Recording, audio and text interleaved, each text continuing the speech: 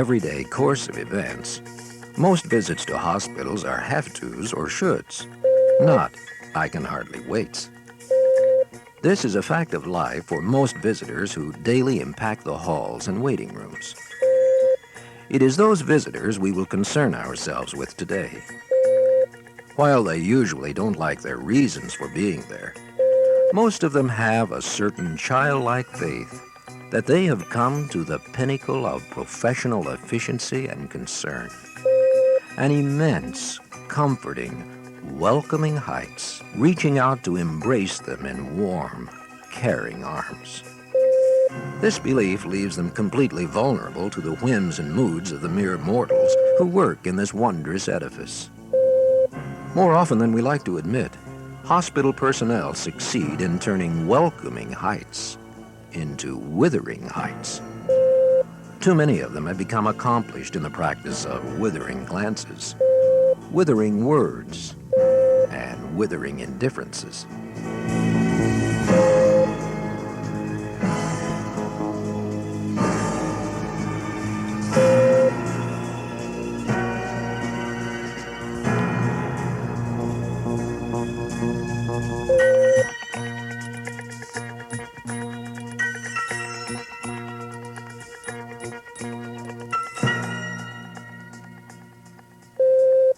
No one knows for sure what it is, but there's an insidious 8-hour virus that attacks Withering Heights employees. One that's trickier to isolate than the cause of the common cold. Once it catches hold, it invariably turns your average, perfectly nice person into a steely-eyed, no-nonsense despot, an indifferent, lackluster plodder, or someone in between those two. A visit to Withering finds the gamut of these infected employees, and the first one to make an impression is behind the information desk. Hang on a minute, Mabel. Someone's here. Given false confidence at being called someone, the visitor states her business. Mrs. Thelma Throckmorton's room number, please. Now, no one in the world can be more briskly inefficient than a Withering Heights information clerk, especially one with a computer screen to refer to. Let's see. That would be 1101, right wing. Sorry, hon. Now, what about Harold? You're kidding.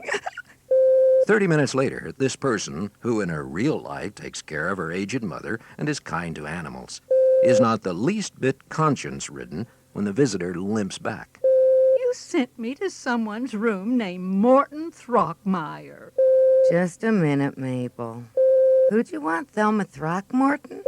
She's in 904 left wing. Why'd you ask for Throckmire? I'm sorry. The visitor, now feeling unaccountably guilty over the misunderstanding, is undone for another reason. She's dressed to the hilt. For some reason, many people feel they should look their best when popping in on patients. A gesture of respect, probably, but in reality, one of the main causes of acute depression in patients, who have long since resorted to throwing on whatever's handy. At any rate, it is a fact known to everyone but visitors that the hospital was not built with feet in mind, let alone high heels and girdles. This lady has already made one valiant excursion, one more view down a half-mile of polished hall, and all her resolves of assurances and good cheer will drop like a shot goose. First impressions? While we're on the subject of hospital excursions, let's turn our attention to any of 100 Withering Heights employees who are called upon to give directions. They should know that most visitors feel, if not lost, at least temporarily mislaid, and take time to be considerately helpful. Yes, sir. If you go to the end of this hall and turn right, the elevators are right there. Instead, they manage to give only the sketchiest of vague directions. The cafeteria? Yeah, it's on level 2. Then go rushing off to who knows what life or death matter. Now, if one is on level 1, would level 2 be up on the second floor? Or down in the basement?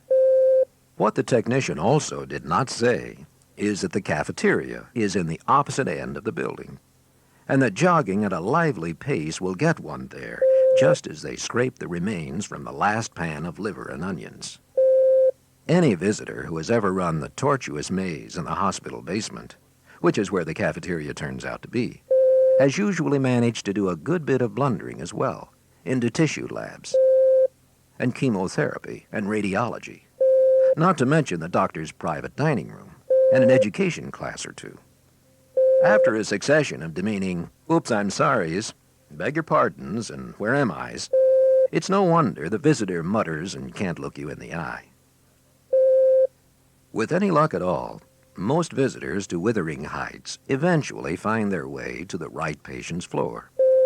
Here they sometimes have the occasion to pose an unwelcome question at the nurse's station, where the mean temperature is usually about 60 degrees. But it gets meaner when a visitor who's already been given the answer to one question thinks of another and comes back later. Everyone gets busy, doing terribly important things. The visitor is not sure what, but is convinced beyond doubt that any interruption will result in someone's loss of life.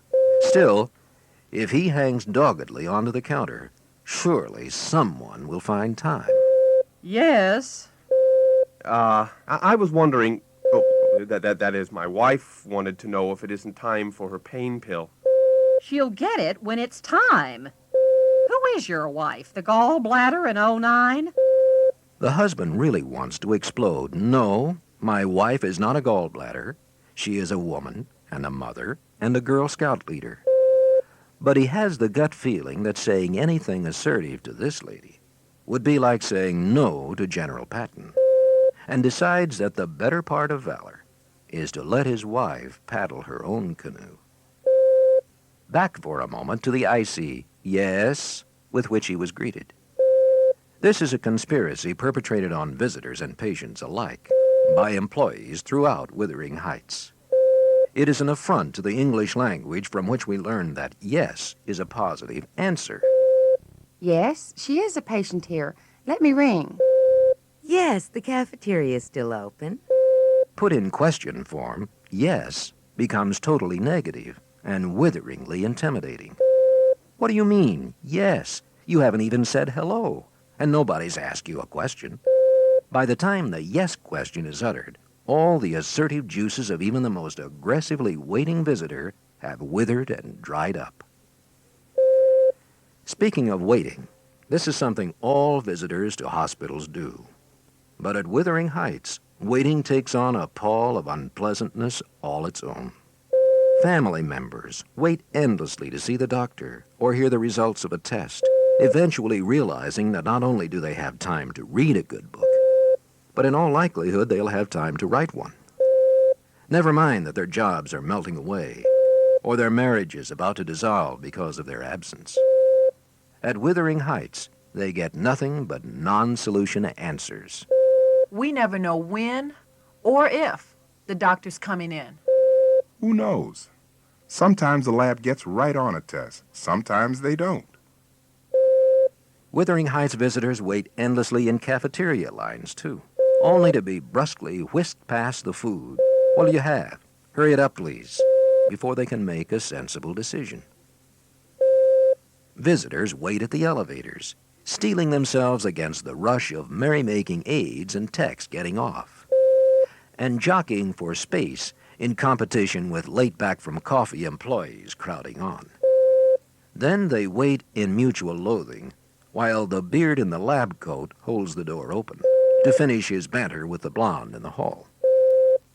And then, of course, people who make the mistake of telephoning Withering Heights wait until their knuckles turn white. For one thing, it is usually unclear whether the operator even heard the request in the first place. She didn't acknowledge it, but there's no dial tone, so she must still be there. Did she faint? Is there a fire? Maybe she's been taken hostage by a band of indignant visitors. The truth is, she is probably caught up in buffing her nails, or making small talk with her buddies, letting trivial things, like callers waiting, slide right off her mind. One thing about it, she plays no favorites. It matters not whether the waiting caller is from a downtown telephone booth or the outer reaches of Siberia. Then, of course, there are times when she is as gay as a lark, answering a call so convulsed with laughter, the caller can't tell whether she says Withering Heights or Duffy's Plumbing Service. The thing to do then, of course, is assume it's a wrong number and dial again. But enough of visitors waiting and frittering away time. They do what they must, whether they come in or call. They expect, however, to do it with relative dignity, a hope which is usually dashed at Withering Heights by the unmistakable feeling that they are not only unwanted and unloved. That's a perfectly good special diet. Your wife is really a very finicky eater. Yes, I've been ringing. He's obviously not there. I'll do it this time, but you'll just have to plan in advance from now on. We can't give all our change for parking meters. But that they are definitely in the way of those going grimly about the business of patient care. You'll have to move while I make the bed.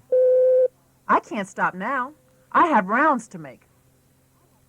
It is not that any sensible person expects Japanese lanterns to be strung up in anticipation of their arrival. Most people are acutely conscious of the somber importance of the hospital's mission. But they do tend to resent the kind of welcome Wyatt Earp might expect from Billy the Kid. Withering Heights. We made it up, right? It's a far cry from your own hospital, isn't it? Still, reviewing the disarray of Withering Heights visitors does raise a disquieting question. Is it possible that we really have become so accustomed to seeing guests through the eyes of indifference or impatience that we can't see through our own? In the hectic pace of demanding schedules, are we gradually falling prey to the virus that makes us view visitors as non-entities?